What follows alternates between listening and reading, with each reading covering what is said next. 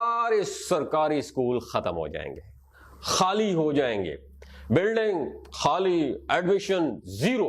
एक 2 साल बाद 5 साल बाद क्या होगा जानते हैं आप? क्या होगा? Admission zero zero zero.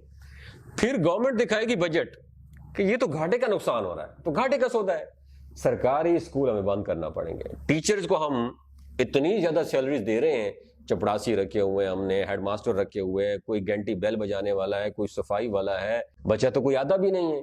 एक काम करो, स्कूल बंद कर दो और इस प्रॉपर्टी को बेच दो। अब उस प्रॉपर्टी को बेचना शुरू कर देगी गवर्नमेंट।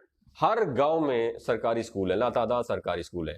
आप सोचो कितने ज्यादा स्कूल होंगे। असातिज़ा के हकूक खत्म किए जा रहे हैं और स्कूलों को प्राइवेटाइज किया जा रहा है। एहतजाज करने वाले असातिज़ा को जेलों में डाला जा रहा है और अपने हकूक के लिए आवाज उठाना सिर्फ असातिज़ा की जिम्मेदारी नहीं है, पूरी कौम को चाहिए कि असातिज़ा के साथ मिलकर शामिल हो, क्योंकि ये बच्चों के मुस्तकबिल का सवाल है।